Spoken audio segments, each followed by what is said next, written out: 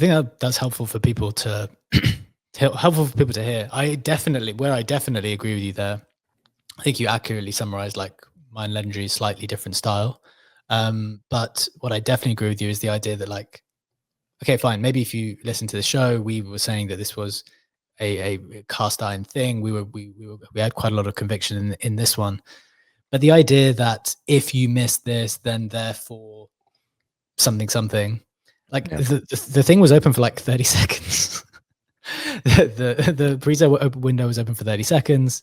And then when they opened it again, they didn't even announce it. It was like 30 minutes. It lasted about 20 minutes because they didn't announce it. It was like randomly went live at a time zone that was meant to be allowing for the other side of the world because one side of the world got the first announcement. So it's not as clear cut as you said. So interestingly, someone was asking for some advice in our Telegram chat earlier. And I think one of the perspectives on how to like deal with this stuff in general is if you did miss it, make the note as to why. Like do the work and be harsh on yourself for a second to make a note lazy as to why.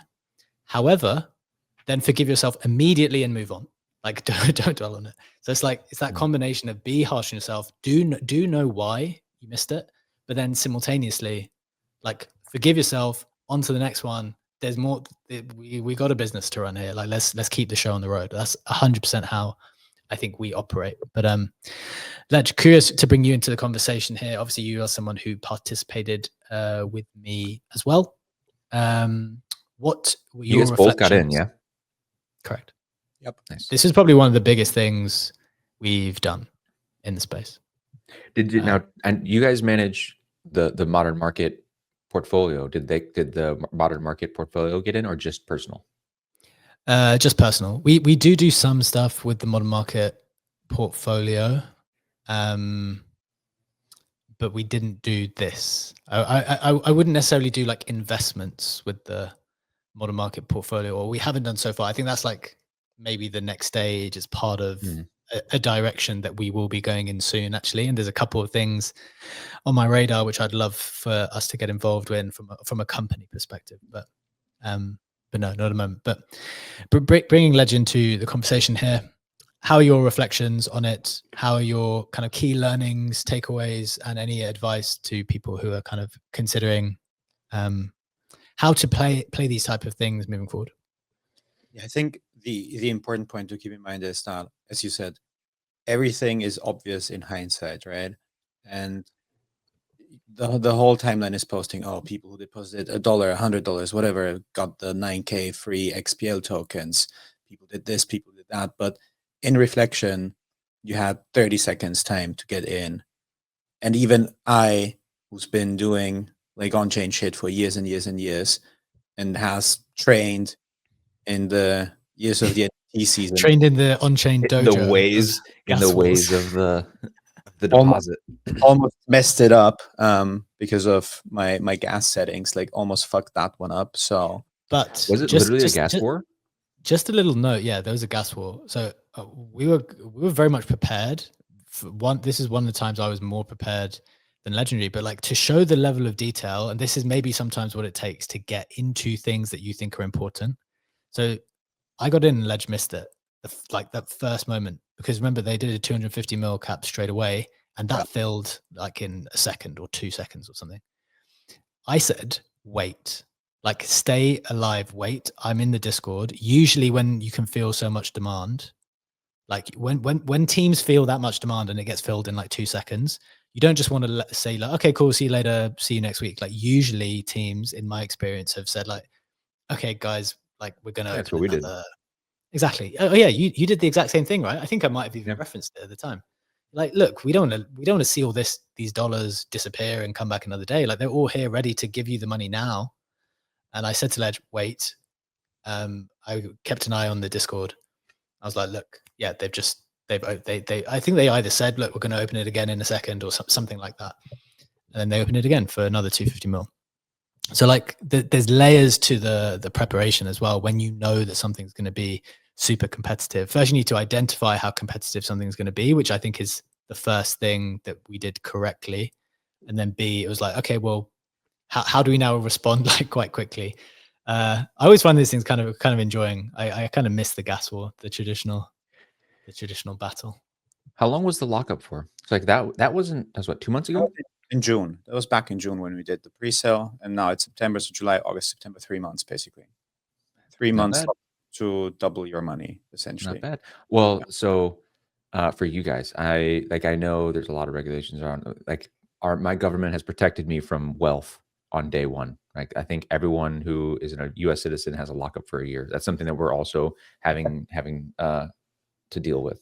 So that like, but the you know, the alternative to that is like day zero, you could have just did a 3x, 5x long on the shit, and any size you want, you're going up. Yeah, that's the thing. You have that alternative.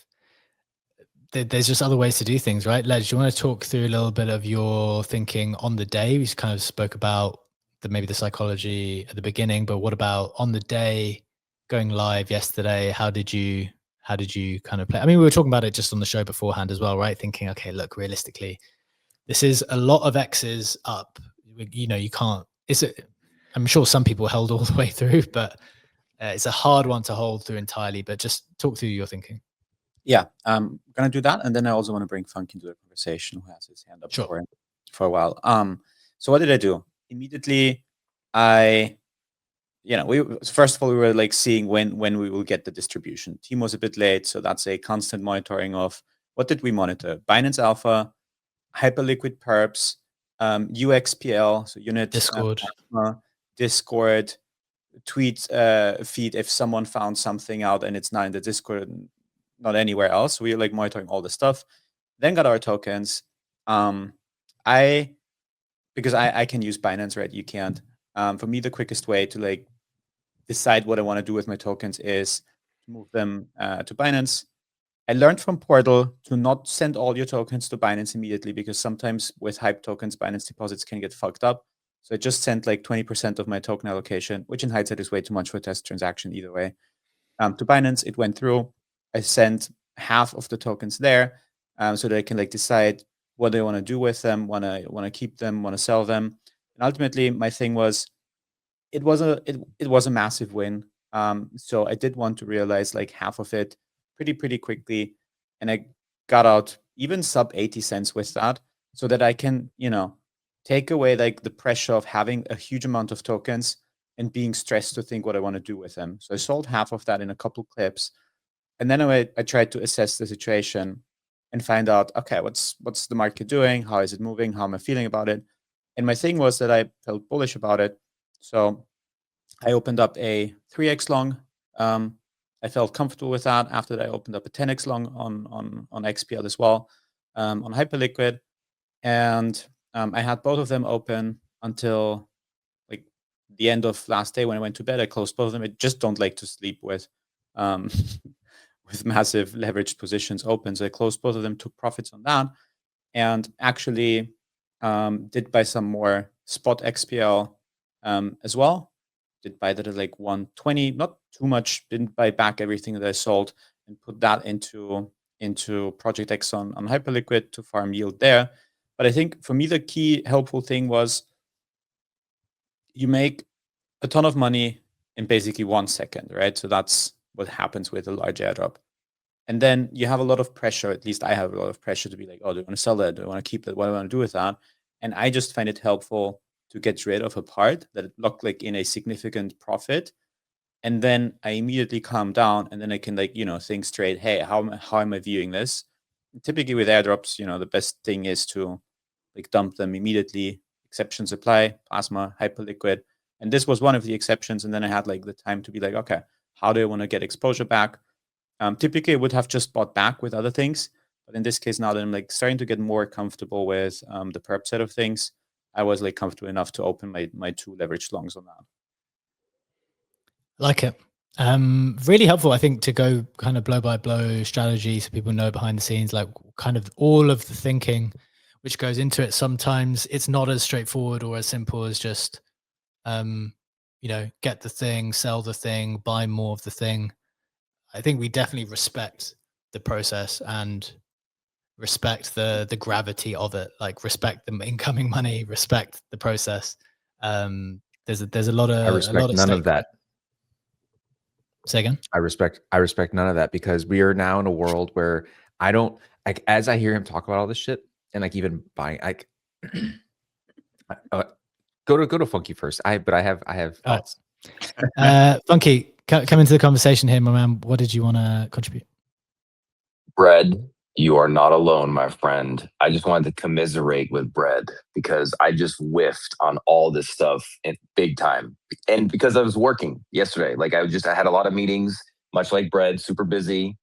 And I faded it the first time because remember the second window opened up at like 9 o'clock at night. And it was right before I went to bed. And I remember seeing that like it open up and I'm like, I probably don't have enough stables to make it worth it, worthwhile knowing how the ticket allocation worked. Wrong, right? Because they gave away the bonus tokens, which would have made it worth it just then and there. And then yesterday, I basically was waiting to comment during the show because I'm thinking like, there's no way that they're not going to pump this thing. Had their backs it. People are going to sell the airdrop. It's going to drop, but then it's probably going to ride up. Like I could have just gone on Hyperliquid and set like a limit order for, if it hits 75 cents or something and started the long there. And I just feel like I just told it with to the point where I couldn't sleep last night. So it was very reassuring to read the conversation this morning where you were doing a great job sort of being the counselor for Mokus and being like, hey, don't worry about it, just move on. I got to move on. Today I'll move on. But like, I just wanted to commiserate with Bread because what a massive whiff. Yeah. So I will say, I don't, as Beachek said, there will always be another thing. I honestly do not care at all. It's just like, that was an obvious one. It's like, okay, do the assessment of my own biases and habits and whatever. It's like, okay, what did I do to miss the obvious one? And like I said, I was lazy. I did the exact same thing in my head that you did. I literally talked to Legendary before it happened. And I sat here and I said, I don't want to play the whale game, man. I don't think I have enough. It's not worth it. It's just like one more thing that I have to do to manage my portfolio. It's like, I don't want to spread myself across 1,000 things. It's just like, I know my things. I want to do my things. In hindsight, I'm the fucking chain/infrastructure guy. Like, these are the things that I should be paying attention to.